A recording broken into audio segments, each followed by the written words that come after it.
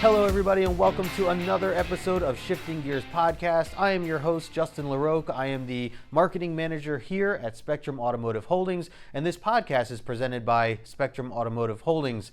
We're really excited. As always, we discuss all sorts of things automotive related, everything from reinsurance, women in automotive, F&I best practices, and so much more. And today we are going to be talking careers in automotive. So whether you're new to the industry, just trying to get in, or maybe you've been in the industry for 30 plus years, I think that a lot of the things that will be discussed here today can be for you. So we'll be bringing in our good friend and special guest, Jeff Liebler. He is the Divisional Vice President of the Eastern Region for APC, also known as Automotive Product Consultants. Jeff, welcome aboard. We really appreciate your time, man. How you doing today? Welcome. Glad to be here. Yeah. Things are going very well. Good. So I know the topic generally is going to be, wanting to know more about your career and how you got to where you are today. But before we get into all that, why don't you just tell us a little bit about yourself and also APC? Okay. Well, starting with APC, we do the follow-up program for dealers so that they can combat those people you see on TV every single night trying to steal their customers. And we try to work through agents who have relationships in the stores to bring the program to them. We think it's very valuable. There's no cost associated with it, and it's fun to present it. Love it. And how long have you been in the automotive business for? Too long, 40 years worth. Right. Started on the retail side. I was actually an aspiring golfer. I was in the PGA apprentice program. Thought I was going to try to be a club pro. I was making $11,000 a year and working 60 hours. And I had a brother who had just bought into a car dealership. And he's like, well, I got something you can make more money with working probably those same kind of an hours. So he kind of sucked me in the car business. And 40 years later, I'm still here. Wow. What a journey. It's been. Yeah. Well, let's get into this because I'm curious. And let me remind our listeners, if you want to get in touch with Jeff, you can find all his information in the description below. You can also find the website link to APC if you want to learn more about that as well. And I'm sure we'll dive a little deeper into that later here in the episode. So Jeff, let me start off with the first question here. When did you first get into the automotive industry and why this industry? I know you just mentioned a little bit about your brother pulling into, but I guess what more kind of kept you here along the way? Well, nobody wakes up saying, I want to go into the car business when they're young. We're usually refugees from somewhere else. Right. So I was about to graduate college with a business degree. The idea of participating in a family business that could hopefully feed me well through my life was certainly one of the reasons my brother convinced me to come in. I started as a parts driver. He wanted me to experience the business from every side. So I delivered parts in downtown Newark and had to collect on bills starting off. Then I moved to the service desk where I saw unhappy customers walking in whose cars were broken. Then I moved to sales, the sales side of it, and then worked myself basically sitting at every seat in the store. And it's an infectious business. Once you get into it, it's dynamic every day. And we were building an auto. We thought auto empire. We started with one store, and over time we turned that into 7 franchises. Wow. So it was very dynamic, very challenging.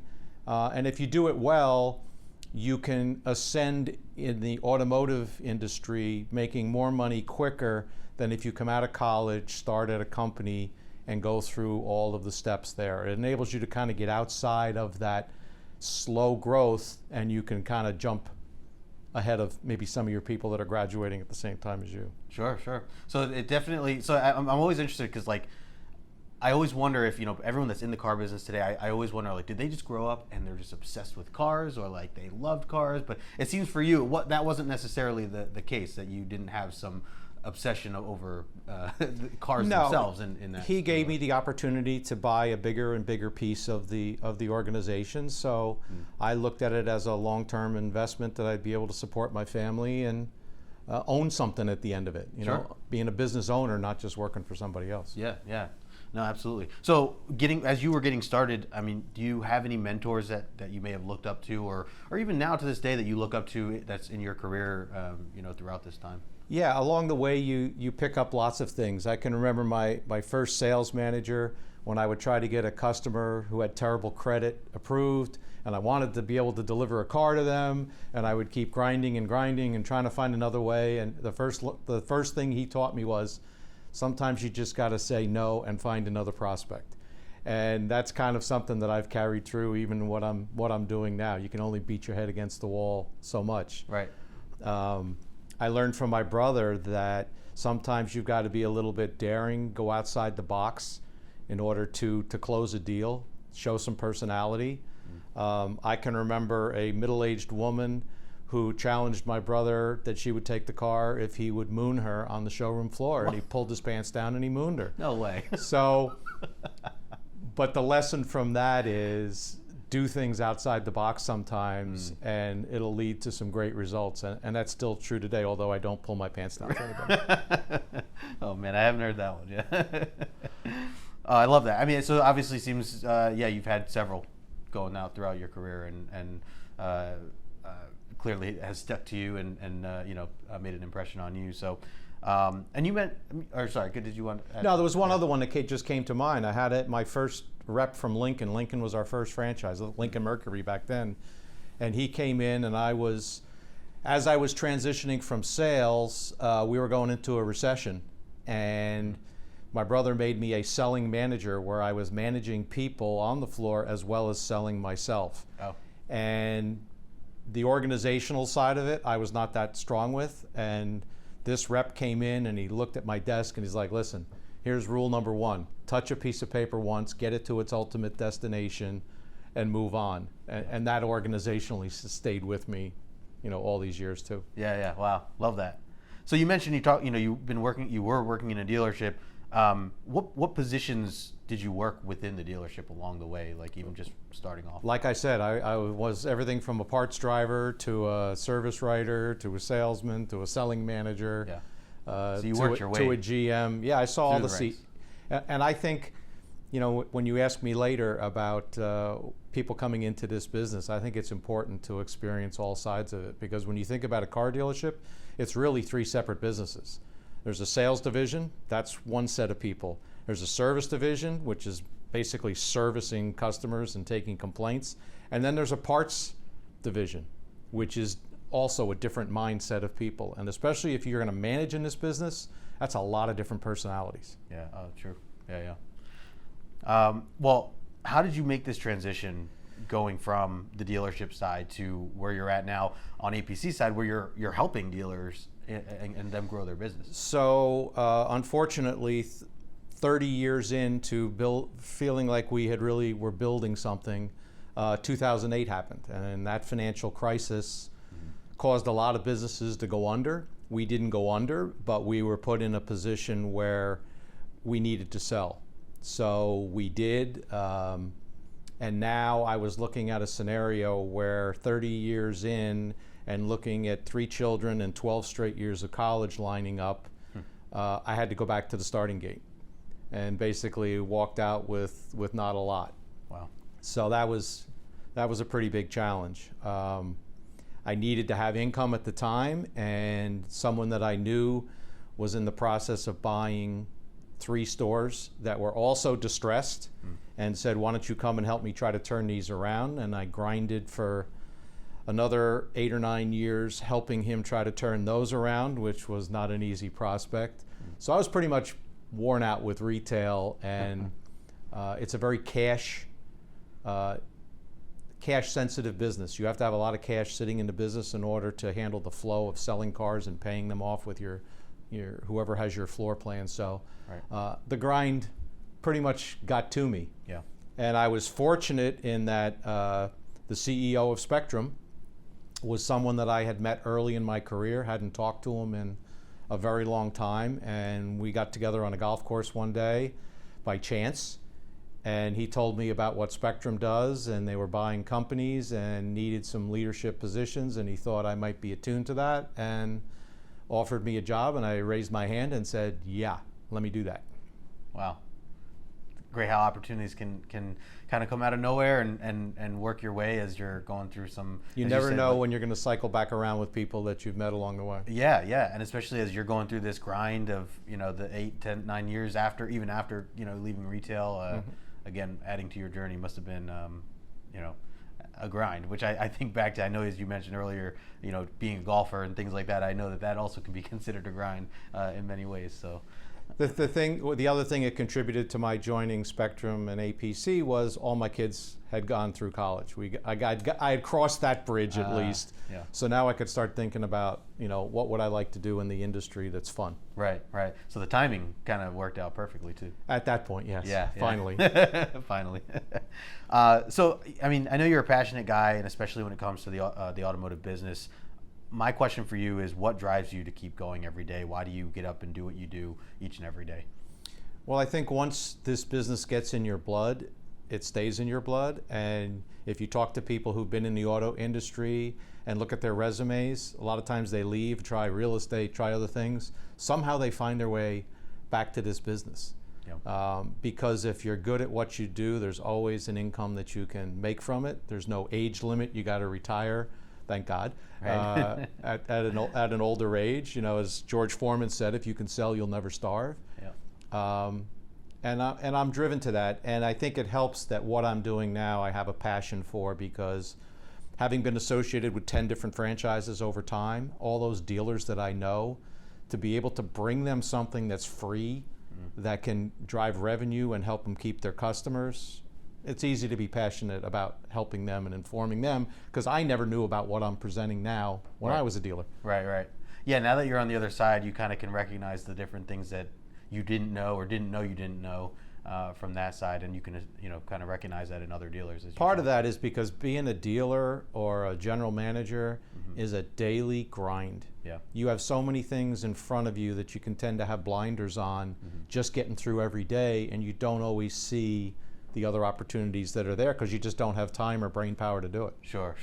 Yeah, and as you mentioned, like all the different departments along the way, managing all those, I can only imagine. Well, so my next question is, what is one of the biggest challenges that you faced, and how did you overcome that challenge? Well, being forced to go back to square one when you had 12 straight years of college lining up with 3 kids, and you wanted them to all have the college experience. Yeah. And where am I going to find this money? I can remember sitting in my son, who was the first one, in a meeting when he was a junior in high school, and they had you calculate what your number was that it was going to cost you to get your kid through college. And I think our estimate came in at about $375,000 then, and it turned out to be more like a little over $500,000 by the time you were done. So I think that was the biggest challenge, is feeling like with all the time that I was not at home because I was working the car business, I wanted the payoff to be that my kids got what they needed and got to experience the going away to college experience. Yep. And I think at the end of the day, they appreciated and saw what I did. So the payoff was they're all out on time, graduating with honors, and all have all of the attributes that you would hope for. Yeah, I love that. And as we're talking about, new people coming into the industry, and I'm sure dealing with their own setbacks in many ways. I guess a question I have for you, as we wrap this up here, is advice that you might have for someone new that just might be getting into the business.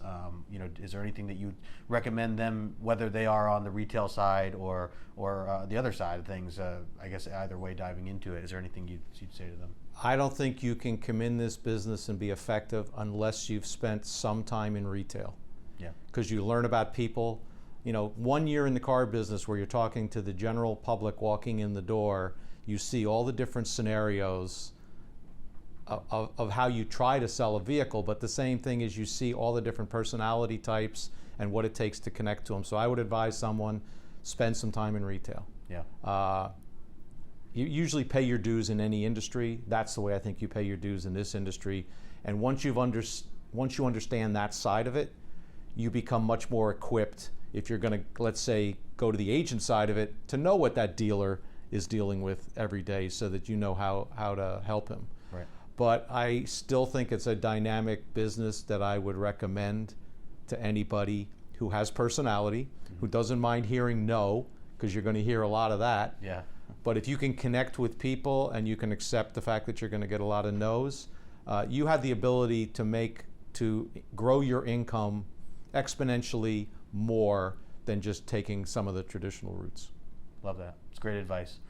And for, again, someone who might be as listening and getting familiar even with a company such as yours, APC, could you just share a little bit more detail as to how Sure. APC works exactly? And Sure. So we know that customers who have a vehicle, when it does not have warranty coverage anymore or service contract coverage, they tend to look for a cheaper place to fix their car. The average car on the road now is over 12 years old, so there's more and more of those cars driving around without coverage. COVID exacerbated that, made people keep their cars longer. So people who maybe didn't think they needed coverage because they leased a vehicle are thinking about it now because they're keeping the cars longer. We want to help the dealer keep those customers in coverage, because if they're in coverage, they'll keep coming to his service department. That drives parts and service revenue, makes them available to be traded out of that car down the road, which feeds their used car lot. So if a dealer's interested in not just selling a car, but servicing it and keeping that customer in to buy here, service it here, buy here again, I think our program's a linchpin to that, because what we do is we're able to look at all the people that he does business with that don't have coverage, that are eligible for it, and offer it to them in the dealer's name, which drives them back to the store or to us to sell it for the dealer. There's no cost to it. It's basically free advertising for him. And we can show a dealer our results every single month, not only on how many contracts we sold for him, but how many cars he sold that we drove that customer in because they were at a decision-making moment and the choice became buy another car. Wow. So we're kind of, I think, a linchpin to every department in the store's profitability. And dealers should be tired of surrendering their customers to those folks on TV or the robocallers. Yeah. So we're offering them a solution, to keep their customers in. Yeah, that makes sense to me. And again, I want to remind everybody listening, if you want to learn more, go to APC's website. The information is in the description below. Of course, you can reach out to Jeff as well, and his information is in the description as well. Jeff, I appreciate your time. A few last questions here. You have any events coming up, any trade shows that people might find you at? Yes, we'll be at an agent summit that's going to be in October in New Orleans. We're available to meet with you and talk about the program, show you how it works. We like to help an agent actually present to the dealers and train the dealers, so it's pretty much turnkey. Please come see us. Perfect. And where can people find you? Are you online, social media?